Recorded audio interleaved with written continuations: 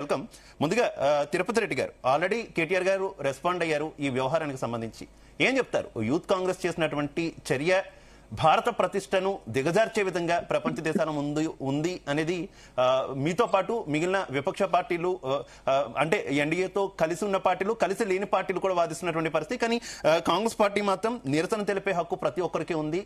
అలాగే ఏదైతే T shirt remove చేసి అర్ధనగ్న నిరసన తెలిపారో, గతంలో మహాత్మా గాంధీని కూడా వాళ్ళు ముందుకు తీసుకొస్తున్నటువంటి పరిస్థితి. ఆయన చొక్కా లేకుండానే స్వాతంత్ర ఉద్యమం అంతా కూడా పోరాడారు.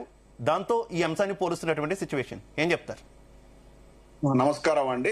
ఈ యొక్క డిబేట్ లో పాల్గొన్నటువంటి నాయకులందరికీ కూడా అదే విధంగా మీకు ప్రత్యేక నమస్కారములు. ఇప్పుడు ఈ వివాదానికి మొత్తం కూడా ఈ యొక్క ఇంటర్నేషనల్ ఏఐ సమ్మిట్ లోపల, ఢిల్లీలో జరిగినటువంటి సమ్మిట్ లోపల ఒక యూనివర్సిటీ, గల్గోటియాస్ అనే యూనివర్సిటీ వాళ్ళు ఓరియన్ అనేటువంటి ఒక రోబోటెక్ డాగ్ ని తీసుకొచ్చేసి ప్రజెంట్ చేయడం జరిగింది. దానికి మేము సుమారు 350 కోట్ల రూపాయల పెట్టుబడి పెట్టి దీన్ని డెవలప్ చేసినామని చెప్పేసి ఒక ఫేక్ ప్రజెంటేషన్ చేయడం జరిగింది. దాని మీకు సోషల్ మీడియాలో చూసినటువంటి కొంతమంది యూజర్స్ ఇది యూనిటరీ రోబోటిక్ అనేటు చైనా సంస్థ సంబంధించింది, 2-3 లక్షలు పెడితే మార్కెట్లో దొరుకుతుంది, ఇది పెద్ద విషయం ఏం కాదని దాన్ని ఎక్స్పోజ్ చేయడం జరిగింది.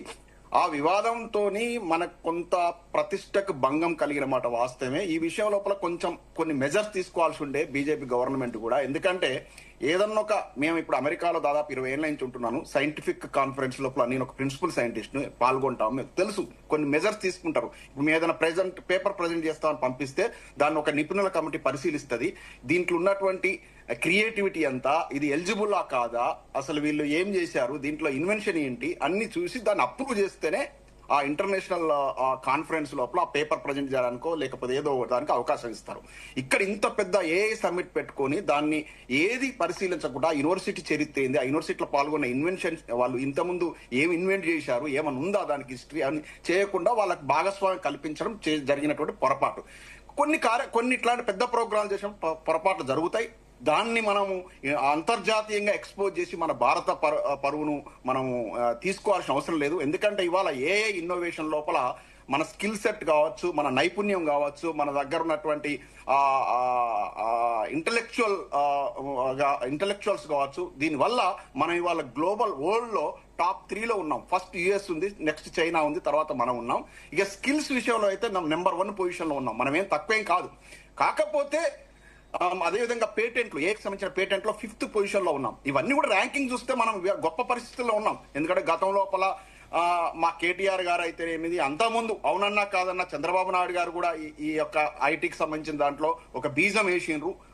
దీనికి సరళీకృతం చేయడంలో, విధానాలు సరళీకృతం, విదేశ పెట్టుబడులు రావడంలో, ఇట్లా అంటే ఎకనామికల్ గా అయితేనేమి టెక్నాలజికల్ గా మనం గ్రో కావడానికి పివి నరసింహరావు గారు నాంది పలికిరు, ఇవన్నీ ఉన్నాయి.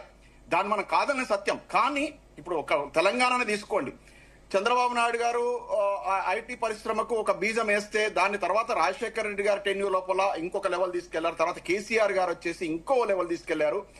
మేము అధికారం చేపట్టినప్పుడు, మా పార్టీ అధికారం చేపట్టినప్పుడు 2014 57,000 కోట్ల రెవెన్యూ, హైదరాబాద్ ఐటీ రెవెన్యూ. దిగిపోయే నాటికి 2023కు 2,77,000 కోట్ల రెవెన్యూకు దాదాపు 299% మా హయాం లోపల ఈ గ్రోత్ జరిగింది. ఎన్నో వినూత్న కార్యక్రమాలు తీసుకొచ్చేసారు. టీ హబ్ అని పెట్టారు. ఇట్లా అంటే కొత్త అంటే ఏఐ కోసం 200 ఎకరాల లోపల R&D సెంటర్ చేయడం జరిగింది. ఇవాళ హైదరాబాద్ నుంచి ప్రతి 3 భారతదేశంలో ఐటీ నిపుణులు ఉంటే ఒక్కరు హైదరాబాద్ నుంచే ఉన్నారు.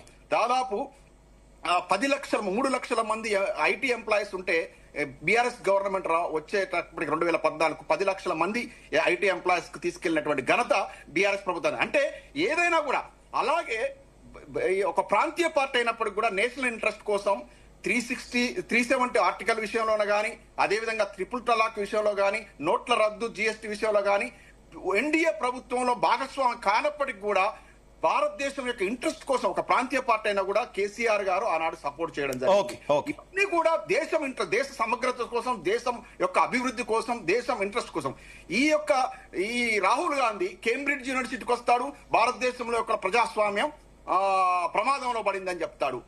అటుపోతాడు, భారతదేశం ముక్కలు కావాలనేటువంటి జేఎన్యూలో నినాదాలు చేస్తుంటే వాళ్ళకు మద్దతు ప్రకటిస్తాడు. యథా రాజా తదా అన్నట్టు ఈ ఆయనేమో దేశ పరువు తీస్తుంటే ఇక్కడ మా రేవంత్ రెడ్డి గారు పోయేసాం ఏం చెప్తారంటే మా తెలంగాణ మొత్తం ఒక పేషెంట్ లా క్యాన్సర్ లోగా మారిపోయింది, మేము పోతే మాకు అప్పులు ఇవ్వట్లేరు, మా రాష్ట్రం మొత్తం దివాలా తీసి ఈయన రాష్ట్రం పరువు తీసుకుంటారు. కాంగ్రెస్ వాళ్ళకు దేశం పట్ల గాని రాష్ట్రం పట్ల గాని ప్రాంతం పట్ల గాని దేని పట్ల కూడా ఉండదు, వీళ్ళకి ఓన్లీ రాజకీయం తెలుసు. ఎంత నీచ స్థాయికి దిగదారిందంటే బీజేపీ మా తెలంగాణ బీజేపీ కాంగ్రెస్ రెండు పొత్తు పెట్టుకొని రాజ్యం చేస్తా ఉన్నాయి ప్రాంతీయ పార్టీలను దొక్కడం కోసం. ఏదైతేనేమి ఈ యొక్క దేశంలో అభివృద్ధి జరిగిందంటే అప్పుడు ఉమ్మడి ఆంధ్రప్రదేశ్ లో ఇప్పుడు తెలంగాణ లోపల ప్రాంతీయ పార్టీల ఆధ్వర్యంలో జరిగింది. ఈ కాంగ్రెస్ నయా పైసా. ఓకే తిరుపతి రెడ్డి గారు, రైట్ ప్లీజ్. కోటేశ్వరరావు గారు, నా ఆడియో క్లియర్ గా ఉందా మీకు?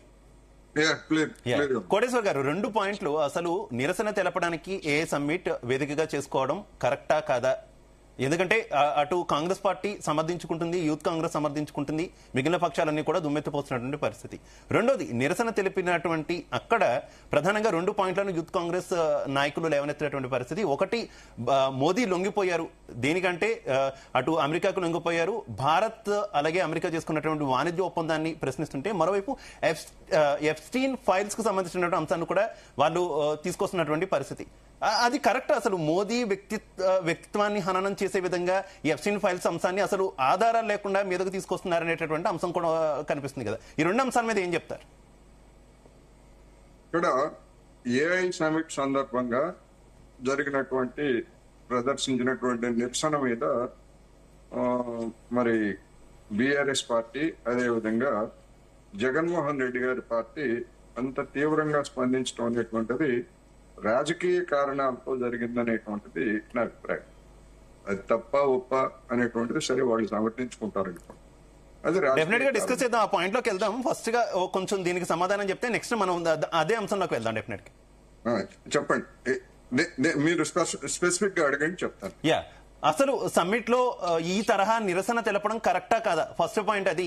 2, ఎఫ్స్టీన్ ఫైల్స్ కు సంబంధించినటువంటి అంశాన్ని కూడా హైలైట్ చేస్తూ ఉండడం మోదీ వ్యక్తిత్వ హననాన్ని దెబ్బతీసేటటువంటి అంశంగా ఇటు బీజేపీ చెప్తుంది కదా, ఆ అంశానికి సంబంధించి ఏం చెప్తారు?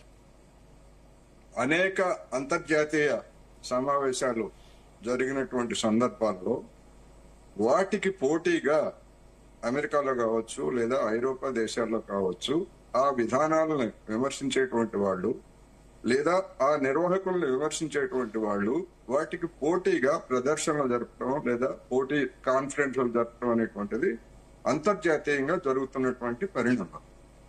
అందువల్ల నిరసన తెలపడం అనేటువంటిది అనేక సందర్భాల్లో అమెరికాలో కావచ్చు లేకపోతే ఐరోపా దేశాల్లో కావచ్చు పెద్ద కార్యక్రమాలు జరుపుతూ ఉంటే రోడ్ల మీద పట్టుకొని ప్లే కార్డులు పట్టుకొని వాళ్ళ నిరసన తెలియజేయడం అనేటువంటిది మనం టీవీలో అందరం తెలిసిందే మనకి. కాకపోతే ఏంటంటే వీళ్ళు ఆ ఏఐ సదస్సులో సంచలనాత్మకంగా ఆ విధమైనటువంటి చేశారు. అందులో తప్పు ఉందని నేనైతే అనుకోవట్లేదు. ఎందుకంటే వాళ్ళు ఏఐకి వ్యతిరేకం కాదు, లేదా అందులో పాల్గొంటున్నటువంటి నరేంద్ర మోడీ గారికి లేకపోతే ఇవాళ దేశంలో కరెంట్ టాపిక్ గా ఉన్నటువంటి దాని మీద వాళ్ళు దాన్ని రైజ్ చేశారు. ఎఫ్స్టీన్ ఫైల్స్ అనేటువంటిది ఎవరు సృష్టించారు? ఎఫ్స్టీన్, చచ్చినటువంటి ఎఫ్స్టీన్ అనేటువంటి వాడి దానిలో నరేంద్ర మోడీ గారి ప్రస్తావన లేదా గుర్దీప్ సింగ్ పూరి ప్రస్తావన, అనిల్ అంబానీ ప్రస్తావన, బిల్ గేట్స్ ప్రస్తావన ఇవన్నీ వచ్చాయి. మరి బిల్ గేట్స్ ఎందుకని బిల్ గేట్స్ కి ఆ సదస్సులో ఎందుకు మాట్లాడకుండా ముఖం చాటేశాడు? ఇది అవమానకరం కదా? భారతదేశానికి వచ్చి మరి ఎందుకని ముఖం చాటేశాడు? అందుకని మనం చూసేటువంటి దాన్ని బట్టి అవమానం అంటే అవమానం దీనిలోనూ వస్తుంది. రెండోది, ఈ ట్రేడ్ డీల్ కు సంబంధించి ఎఫ్స్టీన్ ఫైల్స్ లో అనేటువంటిది నరేంద్ర మోడీ గారి పేరు ప్రస్తావన ఉన్నది. ఏం ప్రస్తావన అది అంటే ఇజ్రాయెల్ పర్యటన చేయడానికి నాకు ఏర్పాటు చేసి పెట్టండి అని చెప్పేసి ఆ ఎప్స్టీన్ అనేటువంటి వాడిని అడిగారు. అంతే తప్ప నరేంద్ర మోడీ గారు ప్రత్యక్షంగా మాట్లాడినట్టు లేకపోతే ఇంకొకటి ఆ విధమైనటువంటి ప్రస్తావన అయితే లేదు. అందుకని దాని గురించి స్పష్టత మరి మినిస్టర్ ఆఫ్ ఎక్స్టర్నల్ అఫైర్స్ ప్రకటన చేసింది, లేదు అలాంటిది ఏమీ లేదని అదే చెప్పింది, అయిపోయింది. లేదు దాని మీద ఇంకా వివాదాలు వస్తూనే ఉన్నాయి, వస్తున్నప్పుడు దాని మీద ఏదైనా చెప్పాలి. మరి వాట్ అబౌట్ గుర్దీప్ సింగ్ పూరి ఎందుకు కలిశాడంటే తాటి చెట్టు ఎందుకు ఎక్కావంటే దూడగడ్డి కోసం అన్నట్టుగా ఎప్స్టీన్ తోటి నేను శాంతి గురించి చర్చలు జరపడానికి అని చెప్పేసి చెప్పాడు. ఎప్స్టీన్ కి శాంతికి సంబంధం ఏంటి? గుర్దీప్ సింగ్ పూరికి